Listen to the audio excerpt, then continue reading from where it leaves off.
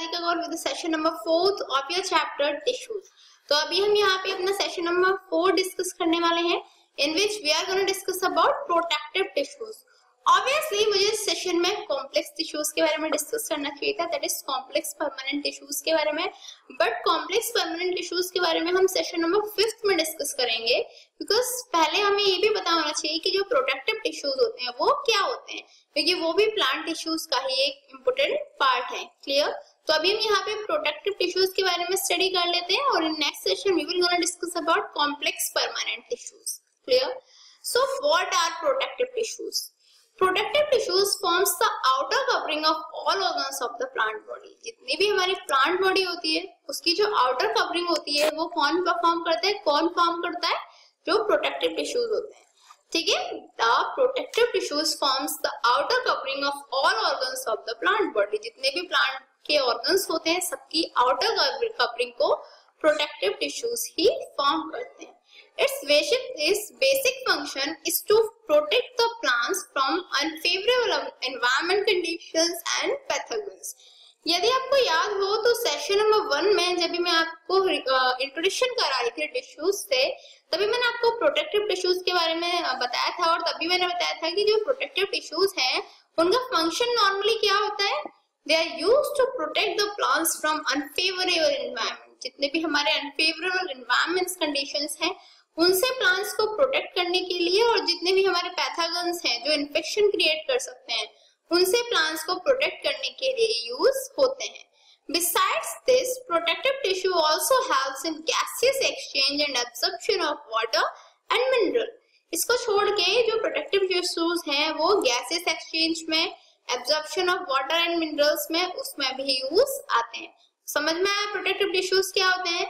Protective tissue forms the outer covering of all organs of the plant body.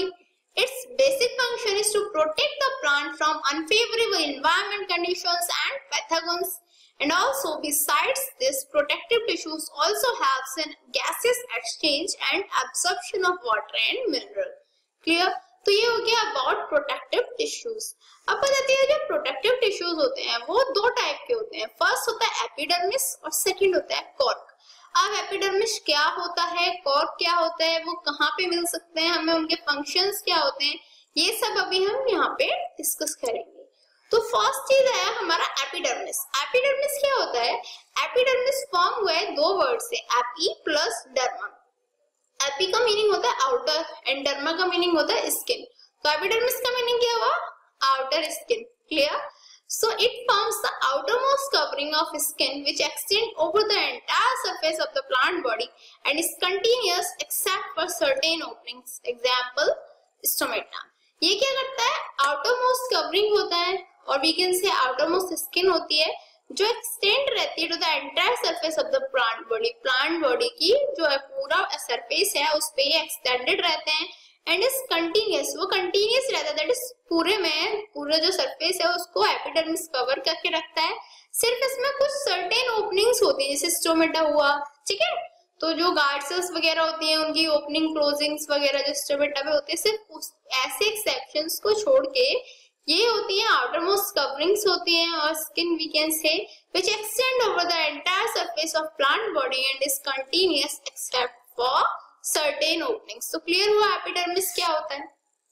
And in a surface view, the cells of epidermis are somewhat irregular in outline, varying in shape and size. यदि हम surface view से देखें तो जो हमारा epidermis है उसकी जो cells हैं वो irregular हो सकते हैं outline में और जो shapes हैं, size है उसमें vary कर सकते हैं. These cells are closely fitted together without intercellular spaces. ये सेल्स कैसी रहती हैं? विदाउट इंटरसेल्युलर स्पेसेस प्रेजेंट रहती है, एक दूसरे से क्लोजली फिटेड रहते हैं. अब क्लियर बात है कि यदि उनमें इंटरसेल्युलर स्पेस प्रेजेंट होता तो वो क्लोजली पैक्ड नहीं होते, वो हार्डनेस प्रोवाइड नहीं करते, वो environment conditions, unfavourable environment condition से प्लांट को प्रोटेक्ट नहीं कर पाते. तो ये हार्डेंड होते हैं, ये क्लोजली फिटेड होने की वजह से इनमें ये सारी कैपेबिलिटीज आती है और दिस इज द रीजन इनमें जो इंटरसेल्युलर स्पेस है वो प्रेजेंट नहीं रहता है. Clear? Also epidermis is usually single layered but in leaves of some plants it is multi layered. Normally क्या होता है, जो एपिडर्मिस है वो सिंगल लेयर्ड होता है। Clear, epidermis normally single layered होता है, लेकिन कुछ प्लांट्स होते हैं जैसे इंडियन रबर प्लांट हो गया या बनियन ट्री हो गया, उसमें जो एपिडर्मिस है वो कैसा होगा, मल्टी लेयर्ड हो गया। तो remember that epidermis is usually single layered, but in leaves of some plants like Indian rubber plant, banyan etcetera it is multi layered. Clear, the surface of the epidermis is covered with thin waterproof layer, जिसे हम cuticle बोलते हैं।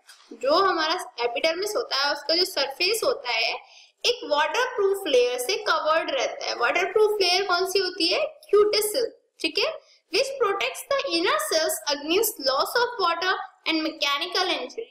जो क्या करती है, जितने भी हमारे इनर सेल्स होते हैं उन्हें वाटर के लॉस से और मैकेनिकल इंजरी से प्रोटेक्ट करके रखती है।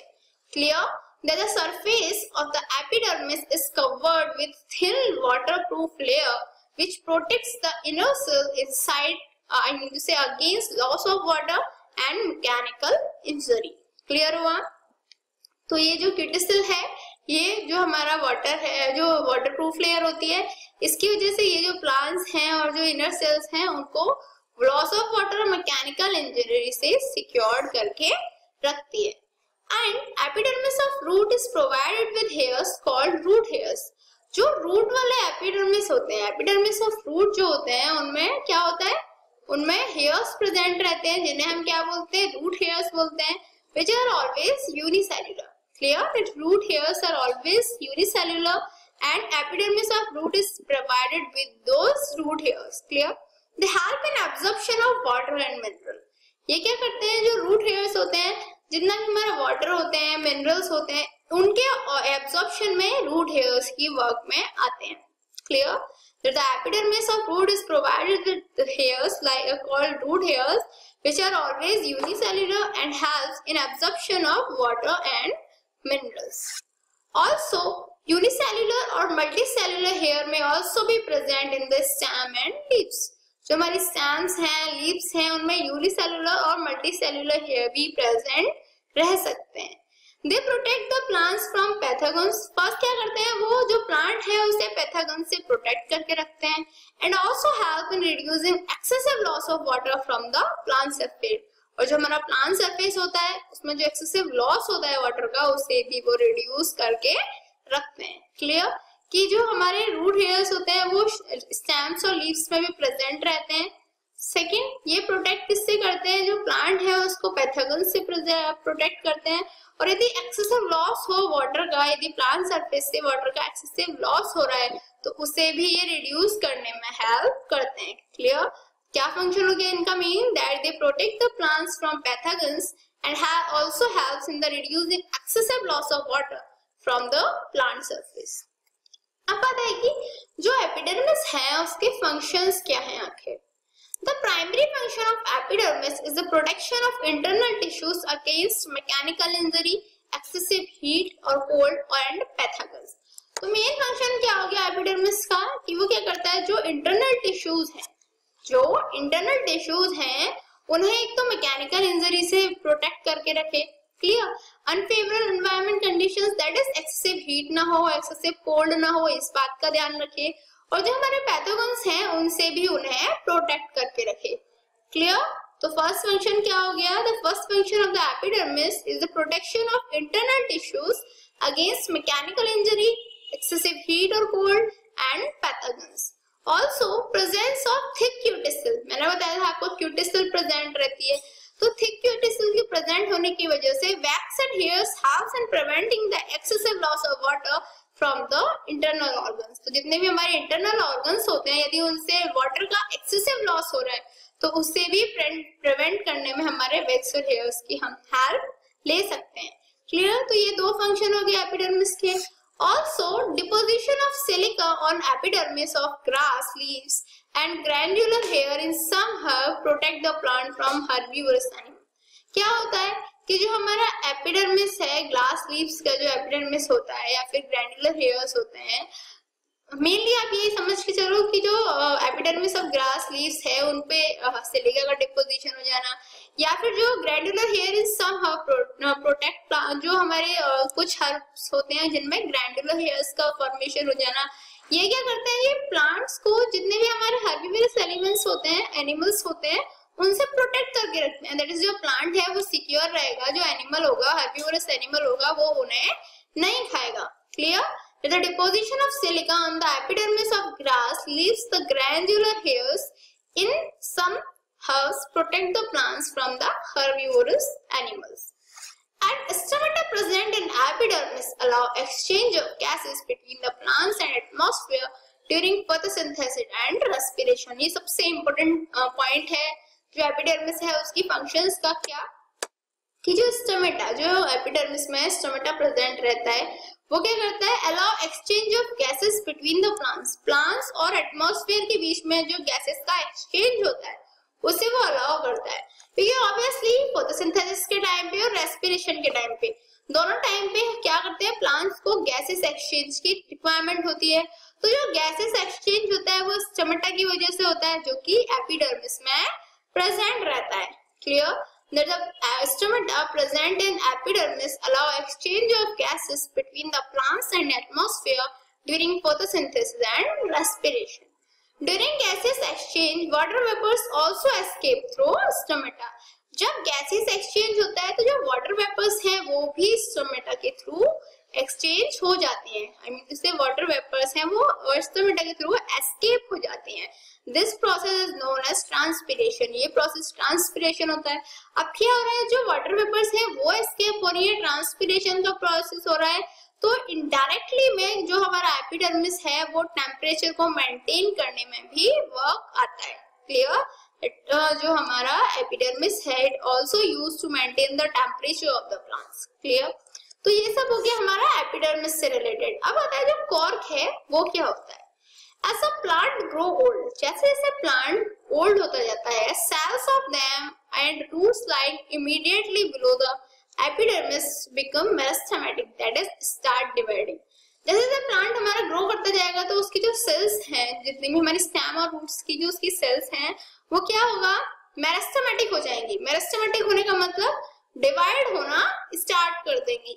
As a result, a secondary lateral meristem is formed, which is known as cork और कैम्बियम और वी कैन से फेलोगन। जब वो डिवाइड होना स्टार्ट हो जाएंगी, मेरिस्टेमेटिक बन जाएंगी, तो क्या होगा, सेकेंडरी लेटरल मेरिस्टेम का फॉर्मेशन होगा जिसको हम कॉर्क बोलते हैं। कॉर्क का अनदर नेम कैम्बियम भी है और फेलोगन भी है। क्लियर हुआ? दैट जब भी हमारा जो प्लांट है ग्रो करना स्टार्ट करा उसने, जो सेल्स है हमारे स्टेम्स के, रूट्स के, वो क्या करेंगे, वो मेरिस्टेमेटिक होना शुरू हो जाएंगी। दैट इज वो डिवाइड होना स्टार्ट हो जाएंगे। जब वो डिवाइड होंगे, so as the result a continuous lateral meristem is form. तो क्या होगा, एक कंटीन्यूअस लेटरल मेरिस्टेम फॉर्म हो जाएगा which is known as cork, जिसे हम कॉर्क, कैम्बियम या फेलोगन कह सकते हैं। Also cork is several layers thick. जो कॉर्क होता है वो काफी लेयर्स थिक रहता है। It is made up of dead cells, ये डेड सेल्स से बनता है, and their walls are impregnated with a fatty substance called suberin. इसकी जो walls होती हैं वो impregnated होती हैं एक fatty substance से जिसे हम suberin कहते हैं। It makes the cork cells impermeable to water and gases. जो suberin होता है इसकी presence से क्या होता है, जो cork cells हैं वो impermeable हो जाती हैं, किसके लिए, water के लिए और gases के लिए वो impermeable हो जाती है। Clear? So जो कॉर्क है उसके फंक्शंस क्या होंगे, cork forms are several layers. जो कॉर्क हैं वो सेवरल लेयर्स का प्रोटेक्शन करती हैं, thick covering around the stem, जो स्टेम है उसके अराउंड थिक कवरिंग का प्रोटेक्शन करती हैं, to prevent loss of water by evaporation, जिसकी वजह से जो एवेपोरेशन है उसमें जो लॉस हो रहा है वाटर का उसे प्रिवेंट कर सकें। Clear? Cork forms are several layer thick covering around the stem to prevent loss of water by evaporation. It is resistant to acid and gases, therefore used for bottle stoppers. ये जो acids हैं, gases हैं, उनके लिए resistant की तरह work करती हैं, इसीलिए ये ने हम bottle stoppers के लिए भी यूज कर सकते हैं। Cork protects the internal tissue against the infection of pathogens like bacteria, fungi and insects. जो हमारी cork है वो internal tissues को, यदि हमारा पैथोजेंस हैं, जितने भी हमारे बैक्टीरिया, फंगल या इंसेक्ट्स इन्फेक्शंस होते हैं, उनसे भी प्रोटेक्ट करके रखती हैं। Cork also a good insulator for high temperature and electricity. जो कॉर्क है वो एक गुड इंसुलेटर की तरह वर्क करती है हाई टेम्परेचर्स पे, हाई इलेक्ट्रिसिटीज के लिए. Clear? So what did we learn today? We will discuss about that later, but the thing is it's your challenging question mark time, and today's question is, how does the cork act as a protective tissue? And your time to start now. 1 2 3 4 5. Time's up. So have you answered this in your mind? Let's check out. Cork is made up of dead cells. जो cork है वो dead cells से मिलके बनी होती है, whose walls are impregnated with suberin. इसकी जो walls हैं वो suberin से impregnated रहती हैं. Thus cork forms an insulated layer. cork क्या कर रही है? insulating layer का formation करती है. It makes the cells impermeable to water and gases. वो क्या करती है? cells को water and gases से impermeable बना देती है.